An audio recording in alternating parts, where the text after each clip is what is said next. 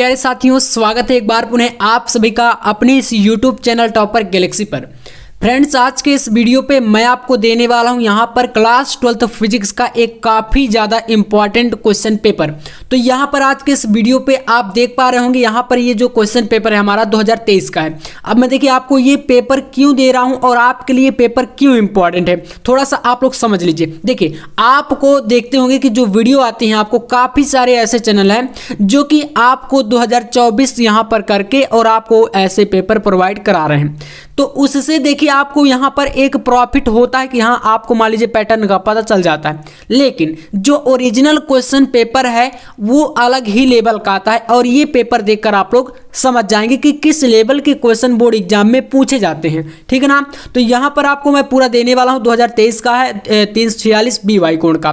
ठीक है, तो चलिए देखते हैं यहाँ पर, और इसका सोल्यूशन मैं आपको यहाँ पर कराऊंगा, कैसे करना है वो भी आप लोग समझ जाएंगे, ताकि जो आपका यहाँ पर 70 नंबर है, तो 70 में यार कम से कम हमारा टारगेट है इस बार कि जो हमें 70 में 65 प्लस अंक स्कोर करना है। और वो कैसे होगा, तो जब आप इस क्वेश्चन पेपर को, इस प्रकार के प्रीवियस ईयर के जितने भी पेपर हैं आप उन पर ज़्यादा फोकस करिए, ना कि जो न्यू ईयर में जो आपको मतलब काफ़ी सारे चैनल हैं जो कि आपको बना के दे रहे हैं। तो देखिए, इससे अलग लेवल का पेपर आता है, क्योंकि फिजिक्स है, इतना आसान भी नहीं है, तो थोड़ा सा फोकस आपको करना पड़ेगा। ठीक है ना। तो बाकी आप सारी चीज़ें देख लीजिएगा, टाइम और ये इंस्ट्रक्शन वगैरह हम लोग ये यहाँ पर ये सब चीज़ें दी गई हैं। आते हैं यहाँ पर आपका पहला ऑब्जेक्टिव क्वेश्चन पर। तो यहाँ पर ऑब्जेक्टिव का पहले देखिए सोल्यूशन मैं आपको कराता हूँ। तो क्वेश्चन देखिए किस प्रकार से यहाँ पर पहला क्वेश्चन, और काफ़ी ज़्यादा आसान से भी क्वेश्चन आ जाते हैं कभी कभी। देखिए, पहला क्वेश्चन है कि विद्युत फ्लक्स का मात्रक क्या होता है, बताइए। तो विद्युत फ्लक्स का मात्रक, ये ऑब्जेक्टिव मैंने कई बार आपको कराया है, तो इसका हो जाएगा यहाँ पर वोल्टमीटर। ठीक है ना, बी ऑप्शन आपका सही हो जाएगा, तो कर लीजिएगा वोल्टमीटर विद्युत फ्लक्स का मात्रक। अगला क्वेश्चन देखिए, यहाँ पर कहा गया है कि एन टाइप अर्धचालक होता है।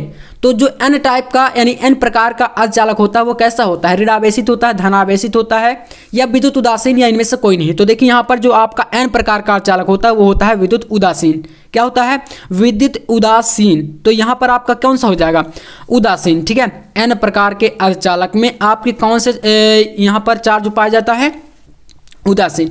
अगला देखिए यहाँ पर आपके सामने नेक्स्ट क्वेश्चन क्या है, विद्युत चुंबकीय तरंगें होती हैं। तो विद्युत चुंबकीय तरंगें क्या होती हैं आपको बताना है, अनुप्रस्थ, केवल अनुदैर्घ्य, या केवल अनुप्रस्थ, या दोनों। तो यहाँ पर आपको सी कर देना है। ठीक है, विद्युत चुंबकीय तरंगें अनुप्रस्थ और अनुदैर्घ्य दोनों प्रकृति की होती हैं, इसलिए यहाँ पर सी सही हो जाएगा। ठीक है ना, सी नंबर। अगला देखिए यहाँ पर क्वेश्चन है, प्रिज्म से गुजरने के पश्चात श्वेत प्रकाश के किस रंग का विचलन न्यूनतम होता है। तो यहाँ पर देखिए इसमें टिक किया गया है कौन सा, लाल। तो ये आपका सही हो जाएगा, लाल रंग। ठीक है ना। अगला देखिए, हाइड्रोजन परमाणु के दो लगातार कक्षाओं के बीच इलेक्ट्रॉनों के कोणीय संवेग का अंतर होता है। देखिए, अब इन क्वेश्चनों को देखकर समझ सकते हैं, ये यहाँ पर मैंने खुद नहीं बनाया, बोर्ड के द्वारा, ये एकदम मतलब ओरिजिनल पेपर है ना। तो इससे काफ़ी प्रॉफिट होगा, आप एकदम मतलब ऐसी लेवल के क्वेश्चन आएंगे। ठीक है ना। तो आपको इसी प्रकार से तैयारी भी करनी है, पूरा पेपर दिखाऊंगा।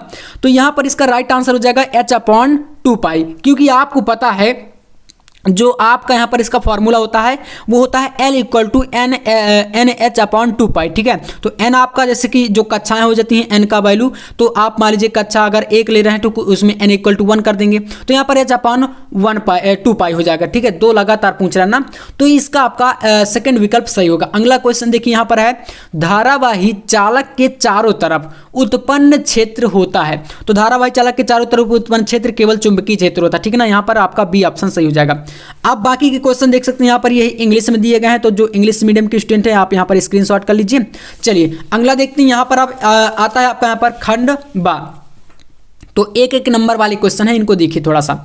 खंड बा में अति लघुत्तरीय प्रश्न है, और इसमें पहला क्वेश्चन देखिए कहा गया है कि गोलीय सतह पर प्रकाश के अपवर्तन के लिए, जो कि यहाँ पर एक फॉर्मूला दिए गए N2/V - N1/U = N2 - N1/R, जहाँ संकेतों के सामान्य अर्थ हैं, सीमाओं के उल्लेख कीजिए। तो देखिए इसका थ्योरी है, थ्योरी को थोड़ा सा यहाँ पर समझ लीजिए। एक क्वेश्चन, एक नंबर का क्वेश्चन है, तो इसमें आपको लिखना है कि लेंस का द्वारक बहुत छोटा होना चाहिए तथा किरणें मुख्य अक्ष के समांतर होनी चाहिए। ठीक है, इतना आपको लिख देना है एक नंबर में, तो यही आपका हो जाएगा इसका थ्योरी। ठीक है ना। अगला देखिए यहाँ पर क्वेश्चन है, ख नंबर, ये भी 1 नंबर का है। कहा गया है कि प्रकाश उत्सर्जक डायोड, देखिए आप लोग जानते हैं ना प्रकाश उत्सर्जक डायोड जिसे बोलते हैं एलईडी, क्या बोलते हैं एलईडी, लाइट एमिटेड डायोड जो होता है को क्यों अग्र अभिनत में होता है, ठीक है। अग्र अभिनत पश्च अभिनत आपने जरूर पढ़ा, मैंने बताया भी है आपको लास्ट चैप्टर जो इलेक्ट्रॉनिक युक्तियां हैं वहां से क्वेश्चन है। तो देखिए इसका थ्योरी आप लिखेंगे कि प्रकाश उत्सर्जक डायोड अग्र अभिनत में इसलिए होता है क्योंकि इस कारण चालन बैंड के मुक्त इलेक्ट्रॉनों संयोजी बैंड के कोटरों से रिकम्बाइन होते हैं, ठीक है, मतलब कि उनसे प्रभावित हो जाते हैं, ठीक है। तो रिकम्बाइन होते हैं जिससे प्रकाश उत्सर्जित होता है, ठीक है ना। तो यहाँ पर यही इसका रीजन है। अब आप लोग इसको कर लीजिएगा। चलिए अगला क्वेश्चन देखते हैं। यहाँ पर आपके सामने नेक्स्ट क्वेश्चन है, देखिए इसमें क्या करना है। क्वेश्चन कह रहा है कि यदि एक प्रिज्म के प्रिज्म कोण और न्यूनतम विचलन कोण के मान बराबर हों, ठीक है, ए हों, तो प्रिज्म के पदार्थ का अपवर्तनांक ज्ञात कीजिए। 1 नंबर का क्वेश्चन है। यहाँ पर ये न्यूमेरिकल है, ठीक है ना, मतलब आपको इसको ज्ञात करना। चलिए मैं आपको कराता हूँ कैसे करना। देखिए आपको पता है जो प्रिज्म के पदार्थ का अपवर्तनांक होता है, इसका सूत्र क्या होता है, प्रिज्म के पदार्थ का अपवर्तनांक, ठीक है ना, अपवर्तनांक। तो यहाँ पर अपवर्तनांक, तो यहां पर आपको क्या करना है, इसका सूत्र होता है यानी equal to sine A plus del M upon 2 whole upon sine a/2 ऐसा होता है, आपको पता है ना। तो देखिए यहां पर जो आपका डेल एम है ये क्या होता है, ये आपका होता है न्यूनतम विचलन कोण, ठीक है, विचलन कोण आपका डेल एम है, और जो प्रिज्म कोण होता है यहाँ पर ए है। अब कह रहा है आपका कि जो यहाँ पर प्रिज्म कोण है और वो न्यूनतम विचलन कोण है, दोनों जब कह रहा है कि बराबर हों यानी ए के बराबर हों, तो आपको अब यहाँ पर क्वेश्चन का स्थिति इसमें लगाना है अकॉर्डिंग टू क्वेश्चन। देखिए अकॉर्डिंग टू क्वेश्चन यानी कि प्रश्न के अनुसार जब आप जाएंगे तो यहाँ पर n इक्वल टू क्या बनेगा, ये बन जाएगा साइन, और यहाँ पर a है, फिर ये आपका इसके बराबर a के, तो यहाँ पर a प्लस a हो जाएगा, है ना, इतना कर देंगे, और होल अपॉन 2 है, और फिर यहाँ पर बटे में क्या है साइन a/2 है। ये इस प्रकार से, थोड़ा सा जल्दीबाजी में कर रहा हूं। तो अब देखिए a प्लस a ये कितना बन जाएगा, 2a बन जाएगा, और जो 2a बनेगा 2 से 2 कैंसिल, तो बचेगा यहाँ पर साइन a, डायरेक्ट समझ गए ना। तो देखिए यहाँ पर n इक्वल टू आएगा साइन ए और होल अपान यहाँ पर बटे में कितना है साइन a/2 है, ठीक है ना, साइन a/2। तो अब साइन a की जगह पर आपको लगाना है एक सूत्र, त्रिकोणमिति में आपने पढ़ा होगा, मैथ वाले स्टूडेंट जानते हैं। तो देखिए यहाँ पर सूत्र क्या आएगा, यहाँ पर सूत्र आपका आ जाएगा n equal to sine a की जगह पर 2 sign a/2 into cos a/2, ये फॉर्मूला आपने पढ़ा होगा। तो ये इसकी जगह पर आ गया। अब जब हमने इसको शिफ्ट कर दिया तो यहाँ से आपका बटे में कितना है, तो बटे में आपको पता है कि यहाँ पर साइन a/2 है। तो अब इसको साइन a/2 से साइन a/2 कैंसिल हो गया, बचा कितना n का मान, तो n इक्वल टू बच गया 2, और यहाँ पर क्या है कॉस a/2। बस आपको इतना ज्ञात करना था, ठीक है ना, 1 नंबर में इतना करना है। तो समझ सकते हैं इस प्रकार से न्यूमेरिकल डेरिवेशन भी आ जाते हैं बीच बीच में, उनको भी आपको करना पड़ेगा, ठीक है ना। चलिए यहाँ से देखिए आपका नेक्स्ट क्वेश्चन क्या कर रहा है, यहाँ पर घ नंबर कह रहा है कि विद्युत चुंबकीय तरंग के वैद्युत एवं चुंबकीय क्षेत्र सदिश क्रमशः वेक्टर ई जो होता है आपका, यह क्या वैद्युत क्षेत्र है और चुंबकीय क्षेत्र आपका वेक्टर बी, तरंग संचरण की दिशा ज्ञात कीजिए। तो यहाँ पर इसका थ्योरी आपको देखिए बताना है, तो आप लिख देंगे यहाँ पर कि विद्युत चुंबकीय तरंग का संचरण वेक्टर ई तथा वेक्टर बी के लंबवत होता है। इसकी दिशा क्या होती है, लंबवत, ठीक है, इतना बताना है आपको। तो परपेंडिकुलर है तो आप यहाँ पर लिख देंगे लंबवत। नेक्स्ट क्वेश्चन, तो कह रहा है कि ट्रांसफार्मर का सिद्धांत क्या होता है। ट्रांसफार्मर आपको पता है कि ये अन्योन्य प्रेरण के सिद्धांत पर कार्य करता है, तो लिख देंगे ट्रांसफार्मर अन्योन्य प्रेरण के सिद्धांत पर कार्य करता है। अगला क्वेश्चन देखिए यहाँ पर आपके सामने है, किसी सेल का आंतरिक प्रतिरोध किन कारकों पर निर्भर करता है। देखिए यहाँ पर 1 नंबर में क्या काफी ज्यादा थ्योरी आई है, ठीक है। तो अब यहाँ पर आपको देखिए सेल का आंतरिक प्रतिरोध किन कारकों पर डिपेंड करता है। तो पहला आपका सेल का जो आंतरिक प्रतिरोध होता है वो विद्युत अवघट्ट की सांद्रता पर निर्भर करता है, ठीक है, ये फर्स्ट हो गया। सेकंड है इलेक्ट्रॉनों के बीच की दूरी पर, ठीक है, जो आपका जैसे सेल होता है, आपको पता होता है कि जो हमारा सेल होता है, जैसे कोई आपका सेल है, ठीक है ना, इस प्रकार से यहाँ पर विद्युत अपघट्ट भरा रहता है सेल में, ठीक है, और इसमें एक छड़ डुबाई जाती है जिसे इलेक्ट्रोड बोलते हैं, ठीक है। तो ये आपका जो कह रहा है कि जो सेल का प्रतिरोध होता है, इसके जो यहाँ पर विद्युत अपघट्ट और सेल के मध्य जो विभवांतर उत्पन्न होता है और इसके जो धारा के मार्ग में रुकावट उत्पन्न करेगा, बाधा बनेगी, वो आपका प्रतिरोध कहलाता है, ठीक है। अंदर जो प्रतिरोध बनेगा उसको स्मॉल r से बोलते हैं, आंतरिक प्रतिरोध। तो वही आपको यहाँ पर बताना है कि ये किन कारकों पर डिपेंड करता है। तो पहला क्या है, विद्युत अपघट्ट की सांद्रता पर, जो इसमें यहाँ पर विद्युत अपघट्ट है इसकी सांद्रता पर भी डिपेंड करेगा। नेक्स्ट यहाँ पर इलेक्ट्रोडों के बीच की दूरी पर, ठीक है, जैसे दो इलेक्ट्रोड हैं, एक प्लस एक माइनस होता है, और यहाँ पर फिर ताप पर, ठीक है, इसके टेम्परेचर पर भी डिपेंड करेगा। तो इस प्रकार से टोटल यहाँ पर आपके 6 क्वेश्चन है जो कि एक एक नंबर के आएंगे। बाकी के यही क्वेश्चन आप इनको कर लीजिए स्क्रीनशॉट इंग्लिश मीडियम से अगर आप हैं, ठीक है। चलिए इसके बाद यहाँ पर देख सकते हैं आपका आता है खंड सा। खंड सा में आप देख सकते हैं क्वेश्चन किस प्रकार से 2-2 नंबर में है। व्हीटस्टोन सेतु का परिपथ बनाइए, इसकी कौन कौन सी भुजाएं से युग्मी होती है। व्हीटस्टोन सेतु आ गया। नेक्स्ट यहाँ पर है संट से आप क्या समझते हैं, संट सिद्धांत मैंने पढ़ाया, ठीक है ना। इसके बाद देखिए यहाँ पर है इसका अनुप्रयोग विद्युत परिपथ में दर्शाइए। नेक्स्ट यहाँ पर है 5 डायोप्टर तथा -3 डायोप्टर क्षमता वाले 2 लेंस संपर्क में है, लेंसों के संयोजन से इसकी फर्स्ट फोकस दूरी और फिर क्षमता। देखिए काफी इजी है ये क्वेश्चन, क्योंकि पहले आपको क्या करना है, दोनों को संपर्क में रखना, मतलब इन दोनों को जोड़ देंगे। जब जोड़ेंगे तो +5 और -3, तो ये आपका प्लस का 2 डायोप्टर इसकी क्षमता आएगी जो है संपर्क में रखने पर, ठीक है। अब इसके बाद कर रहा है कि इसको यहाँ पर फोकस दूरी ज्ञात करना। तो फोकस दूरी का फॉर्मूला आपको पता है, जब संयोजकता दी होती है P = 1/f होता है, तो वो आपका मीटर में आता है, और अगर सेंटीमीटर में चाहिए तो उसको आप कर देंगे 100/2, ठीक है। इस प्रकार से वो जो है आपका आ जाता है सेंटीमीटर में। तो अब ये हो गया, और क्षमता आपको पता है कि क्षमता तो आ ही गई है, ठीक है, जब आप P का मान ज्ञात करेंगे। नेक्स्ट यहाँ पर है एक धातु का कार्यफलन दिया गया है 2.0 इलेक्ट्रॉन वोल्ट EV में, ठीक है ना। इसे 5000 एंगस्ट्रॉम तरंग दैर्घ्य के 1 मणि प्रकाश से प्रकाशित किया जाता है। देहली तरंग दैर्घ्य तथा निरोधी विभव की गणना करिए। 2 नंबर का क्वेश्चन है। अब आपको जो मार्केट में पेपर प्रोवाइड कराए जाते हैं आप लोग देख भी लेते हैं। मैं आपको कहूँगा कि आप एक तरह से इस प्रकार से देखते हैं कि बेवकूफ़ हैं, ठीक है। अब उन पर आप इतना बिलीव मत करिए, क्योंकि फिजिक्स का पेपर इतना आसान नहीं आता। आपको काफ़ी सारे लोग प्रोवाइड करा देते हैं, आप उनको देखते हैं कि यही आ जाएगा, यही आ जाएगा, यही नहीं आएगा, ठीक ना। वो पेपर अलग लेवल से आता है। तो हाँ, पेपर पैटर्न समझिए, लेकिन ऐसा नहीं कि यही पेपर आ जाएगा। तो थोड़ा दिमाग लगाइए, अपना भी आपको लगाना है, जो है टॉपिक पर फोकस करिए, ठीक है। टॉपिक आपका अगर मजबूत रहेगा तो ये आप इस भरोसे नहीं बैठे रहेंगे कि पेपर यही आ जाएगा तो यही हम छाप के चले आएंगे।